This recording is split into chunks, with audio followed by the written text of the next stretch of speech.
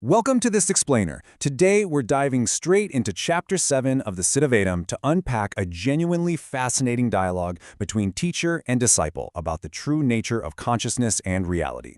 If you've ever found yourself pondering the boundaries of awareness, well, you're absolutely in the right place. This ancient text offers a deeply layered philosophical look at what it actually means to be alive, aware, and conscious. So I want you to start by asking yourself a very simple yet totally profound question. Are you truly awake right now? You're sitting there, watching this explainer, processing my words, maybe taking a sip of coffee. So naturally, you'd probably say, well, yeah, of course I'm awake. I'm completely self-conscious. But the Siddha Vedam challenges us to genuinely interrogate that assumption.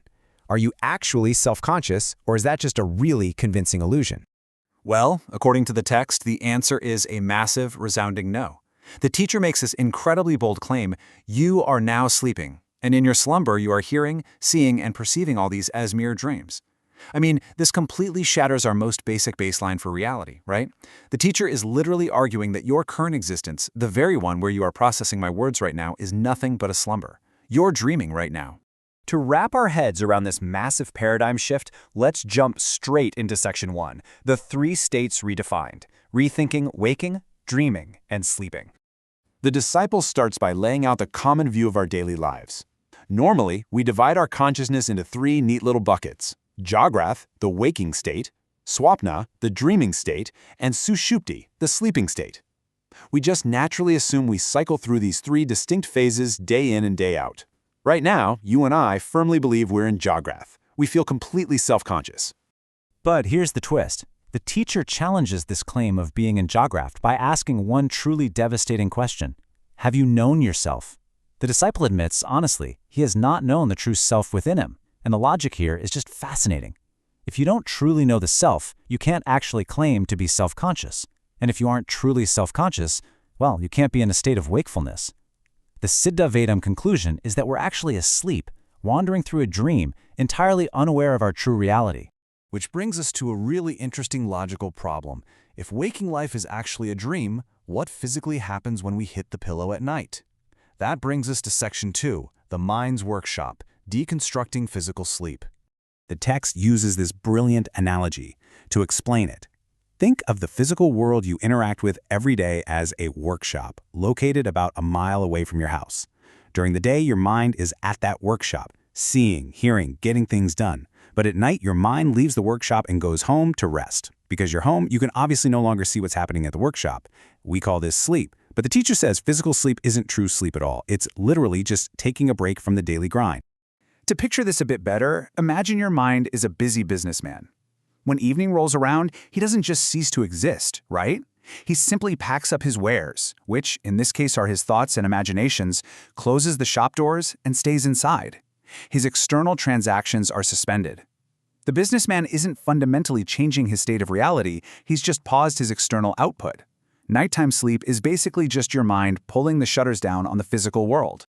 Okay, so if what we call sleep is just the mind closing up shop, then what on earth are those crazy cinematic experiences we have at night? Let's get into Section 3, the long dream, the absurdity of the imagination. He argues that our ordinary, nightly dreams aren't actual dreams at all. They're merely a state of recollection and anticipation. Remember our businessman? Once he's locked inside his shop, he naturally sits there reviewing the day's events and worrying about tomorrow. That's exactly what a nightly dream is. It's just the mind, detached from the physical workshop, rifling through its filing cabinet of concepts it has already experienced since birth. The mind's imagination goes absolutely wild during this downtime. To illustrate how chaotic and boundless it is, the teacher lists some of the massive concepts we casually conjure up in our sleep. You might dream of traveling across entirely different continents like Asia, Africa, or America. You might dive into mythical realms like heaven or hell, or suddenly find yourself flying into the sky or plunging deep into the ocean. It feels completely expansive. And it's not just places, it's these intensely wild, sometimes terrifying events.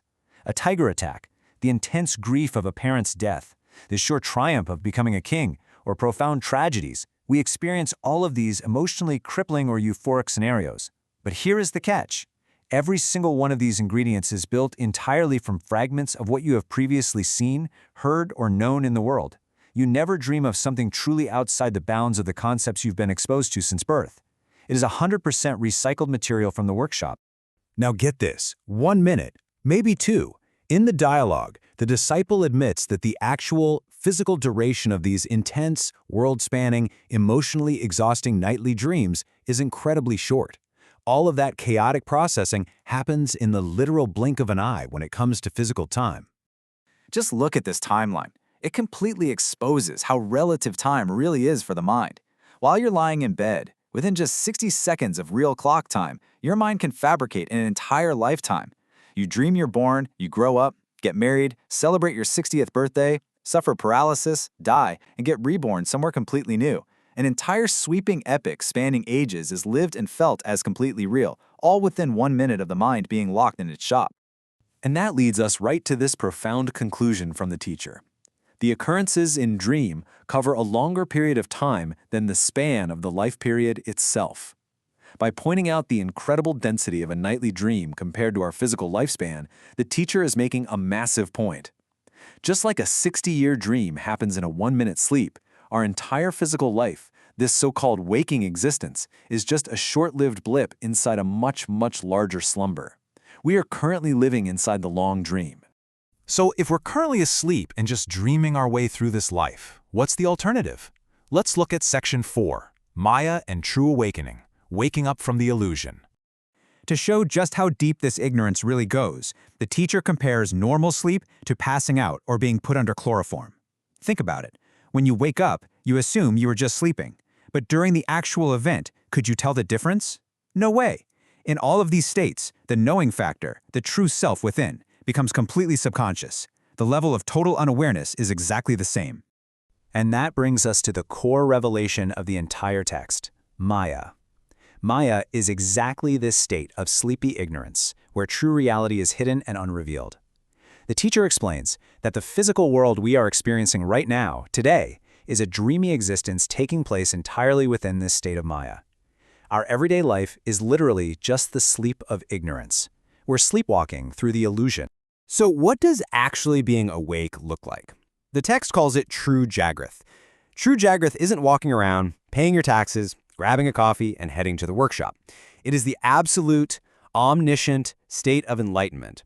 In true Jagrith, the ego completely dissolves. The whole concept of I and you vanishes, and only the eternal is revealed. Based on that definition, I think we can confidently say we are definitely not experiencing true wakefulness right now. I'm going to leave you with this one thought to chew on as we wrap up this explainer. If every single thing you know, your joys, your struggles, your very identity, is just a short, chaotic dream occurring within the slumber of Maya, what happens when the long dream finally ends and you finally truly wake up? Think on that. Thanks so much for joining me on this explainer, and keep questioning the illusion of now.